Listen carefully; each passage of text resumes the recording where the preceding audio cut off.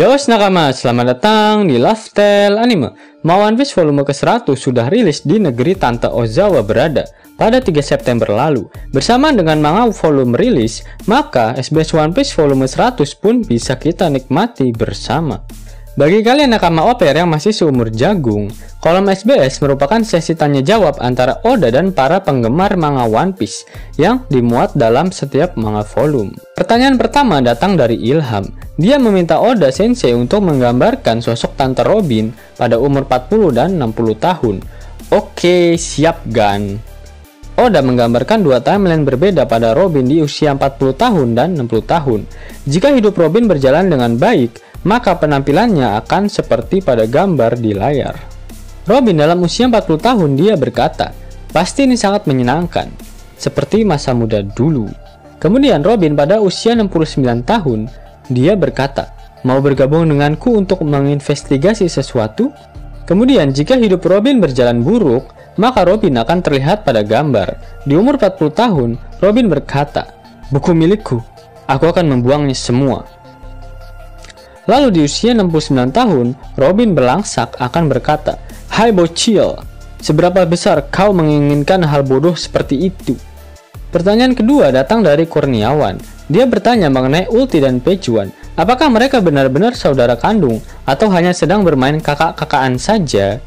Karena Pejuan sempat memanggil Ulti dengan panggilan untuk teman perempuan yang lebih tua, dan saya sangat penasaran dengan hal tersebut. Oda pun menjawab, yap, mereka berdua benar-benar kakak dan adik. Ayah mereka juga seekor bajak laut, namun sudah menjadi almarhum. Kaido kenal dekat dengan ayahnya dan akhirnya dia mengadopsi Ulti dan Pejuan. Ulti sangatlah cerdas. Dia mencuri dua buah iblis milik Kaido untuk membuat dia dan adiknya menjadi lebih kuat. Hal ini bertujuan agar mereka dapat bertahan hidup di dalam bajak laut kebun binatang yang memiliki prinsip yang kuat memakan yang lemah. Bahkan berkat buah iblis yang mereka makan, Ulti dan Pejuan mampu naik jabatan menjadi Tobiropo. Pertanyaan ketiga datang dari salah satu bocil kematian. Dia bertanya pada Oda mengenai perubahan dari laba-laba janda hitam milik Black Maria yang mirip sekali dengan pemakan buah iblis Smile. Oda langsung mengerti maksud pertanyaan dari si bocil kematian tersebut. Yap, aku tahu jika perubahan mode hybrid tidak seharusnya memiliki dua wajah dan lengannya akan menyerupai laba-laba seperti sketsa pada gambar ini. Akan tetapi, tak ada aturan khusus mengenai perubahan dari bentuk Zoan. Kita ambil Chopper sebagai contoh. Dia mampu memanipulasi perubahan dari mode Zoannya, dan hal ini juga bisa dilakukan oleh yang lainnya. Black Maria merasa jika berubah ke dalam wujud penuh dari laba-laba janda hitam, tidak indah sama sekali. Sehingga Mami Maria harus menggunakan obat kuat untuk merubah bentuk hybrid miliknya. Dan walhasil, kedua buah segarnya masih bisa kita nikmati bersama. Pertanyaan keempat datang dari Purnomo. Dia bertanya mengenai alis yang dimiliki oleh si dukun beranak, Basil Hawkin. 1. Apakah sejak lahir memang alisnya sudah seperti itu? Kedua, apakah dia melukisnya hingga bentuknya seperti itu? Ketiga, dia memiliki alis yang tebal lalu mencukurnya seperti itu? Atau yang keempat, alis Hawkin seperti itu karena suatu hukuman? Mohon pencerahannya ya, Oda Sensei. Oda pun menjawab, jika itu bukanlah alis dari Basil Hawkin. Setiap segitiga itu merupakan helaian rambut miliknya. Dan untuk alis, Hawkin hanya memiliki 6 helai di setiap rambut segitiganya. Pertanyaan selanjutnya mengenai peta Wano Kuni, yang sepertinya mirip dengan peta negara Jepang. Yap, Oda mengiyakan pertanyaan tersebut. Peta negara Wano memang diadaptasi dari peta negara Jepang, dengan Onigashima diibaratkan seperti Hokkaido di Jepang. Pertanyaan selanjutnya berasal dari Mawar. Dia meminta Oda untuk menjelaskan secara detail mengenai organisasi Cyberpol. Cyberpol merupakan sebuah organisasi mata-mata yang menjalankan tugas secara sembunyi-sembunyi untuk memerintah dunia, di mana dibagi menjadi 8 divisi dari CP1 sampai CP8 dengan tingkat kepentingan tugas yang berbeda-beda. Sedangkan CP9 merupakan organisasi yang dapat diberatkan sebagai malaikat pencabut nyawa. Mereka akan menghapus keberadaan seseorang yang berpikir jika pemerintah dunia adalah musuh mereka. Dengan kata lain, CP9 dapat dikatakan juga sebagai organisasi pembunuh. Lalu yang terakhir adalah CP0.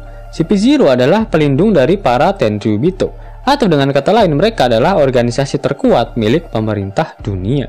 Pertanyaan selanjutnya datang dari Bunga Kamboja. Dia bertanya mengenai sosok ninja yang diperlihatkan tengah mengintai penjara Rasetsu di manga One Piece chapter 955. Yap, Oda menjelaskan jika ninja yang kita lihat pada manga One Piece chapter 955 adalah adik dari Shinobu yang bernama Shinosuke. Shinosuke sangat terinspirasi dengan kakaknya. Bahkan saat Shinobu memutuskan resign dari Oniwa Bansu dan menjadi buronan, Shinosuke selalu menjaga kakaknya tersebut. Bahkan saat ini Shinosuke juga termasuk ke dalam pengikut setia klan Kozuki. Pertanyaan selanjutnya datang dari si Johnny kecil. Dia bertanya mengenai apakah kanebo kering milik Kaido memiliki nama, dan dia meminta Oda untuk menggambarkan bentuk manusia dari kanebo tersebut. Kanebo kering milik Kaido bernama Hasaikai, atau dalam kepercayaan Buddha dapat diartikan sebagai 8 firman, yang melarang orang Buddha untuk membunuh, minum alkohol, berbohong, dan larangan untuk melakukan mantap-mantap tanpa adanya ikatan. Dan inilah penampakan dari wujud manusia untuk kanebo kering milik Kaido. Bagaimana? Benar-benar membagongkan, bukan? Pertanyaan terakhir datang dari Tisna, sahabat Purnomo yang tadi juga sempat bertanya pada Oda. Dia menanyakan apakah serangan Kamusari milik Roger dan Tougen Totsuka milik Oden dilapisi dengan Haki Raja. Yap, baik serangan Kamusari milik Roger dan Tougen Totsuka milik Oden, keduanya diselimuti dengan Haki Raja, ucap Oda.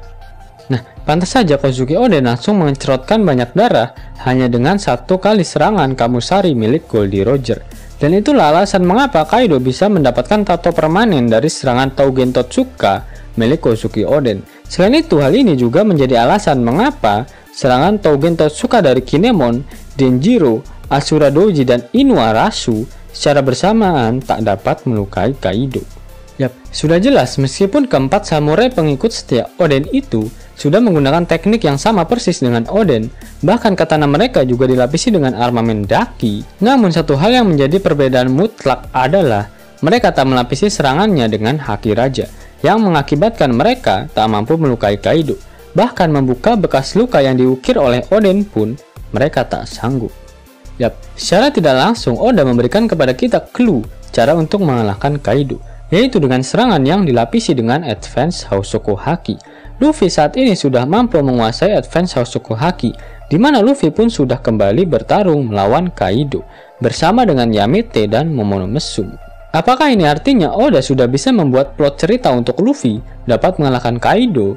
Karena sebelumnya dalam satu wawancara, Oda mengatakan jika dia masih bingung bagaimana cara Luffy untuk mengalahkan Kaido. Yos nakama, itulah fakta menarik dari SBS One Piece volume ke-100. Dan jika nakama menyukai video ini, jangan lupa klik like, share, dan subscribe channel ini ya, agar nakama semua tak ketinggalan info menarik seputar One Piece.